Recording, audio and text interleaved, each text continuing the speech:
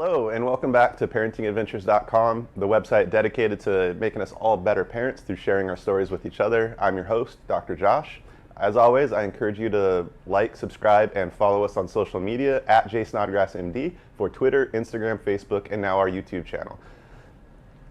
We had some questions regarding the FPV drone that we were flying. I was able to obtain my pilot's license from the Part 107 through the FAA, scored a 93% on the test. The course that I used to study for the exam was the Pilot Institute. Highly recommend those guys. They're very straightforward and they do a very thorough job of preparing you for the exam. So shout out to them. They didn't pay me for this plug. That was just, I really did actually like them. We had a couple of questions in the interim.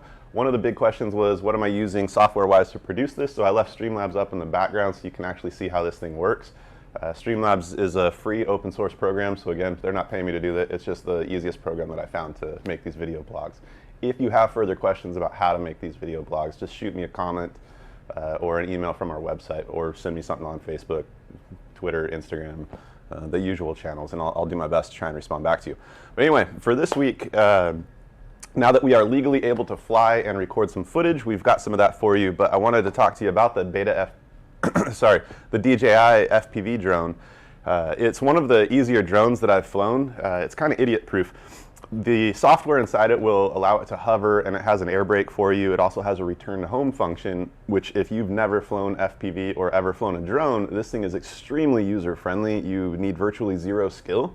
And my father, as well as my stepmother, they've never really played video games, and they've never flown drones before. But when we were out in Utah on our last trip, we gave them a 5-minute tutorial, and they were up and flying around the property in Utah, which is uncontrolled airspace. So there's no major obstructions or anything out there.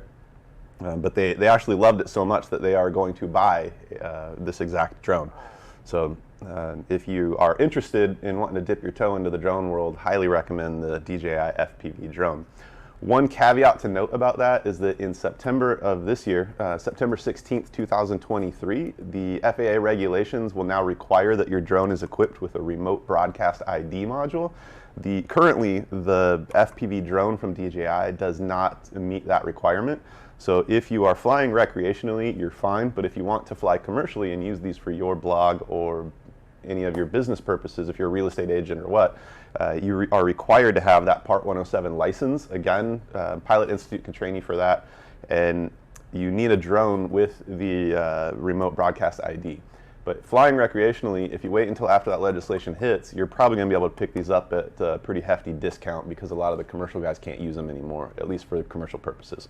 I'll still be flying this recreationally because it's really fun. The controls are so simple, and it's pretty hard to crash this thing. That being said, the camera on the front of it, it's a 4K at 60 frames. You know, the quality is mind-blowing when you actually get it back if you're used to flying FPV. And then you're transmitting in HD to the goggles, which is actually really nice because you get what they advertise as a 10-kilometer range in video transmission.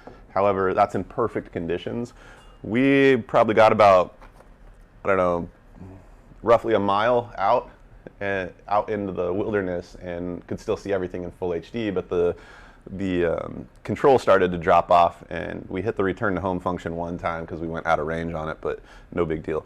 But anyway, the goggles come with it. They run on a digital band. The FPV goggles from other companies like Fat Shark, they're not compatible with this particular drone just because of the bands and radio frequencies that they're transmitting on. So you have to use the DJI drones, but it does come in the kit. What you see in the kit comes with a battery, the goggles, the controller, and the drone. Some other accessories that you're definitely going to want, just because the battery life is pretty low on these. It runs to about 10 to 12 minutes. They advertise up to 20 minutes, but I haven't ever gotten anywhere near that. I end up buying 2 extra batteries plus a bank to charge them on. That way I can swap out batteries while the others are charging. So 4 batteries seems to be the sweet spot if you just want to keep continuously flying. The other accessory that I would highly recommend is getting yourself a pack of extra props. They're really cheap. I can send a link below, and you can get a case for them and keep them protected. But always have some backup props. And when you are flying, make sure that you do double check when you're actually looking at the props. Some of them have that little red circle. Some of them do not. That red corresponds to the red that's on the bottom of the motor. If you line them up on the wrong motor, then the drone will not take off. It will just instantly flip over, crash, and damage the props, and probably hurt someone if it hits them. So make sure that you're doing your flight check before, and that your props are in the proper order. Not that I've done that, or at least I can't say publicly. The other thing to note is on these goggles, the battery is not enclosed in it. The battery is actually external to it.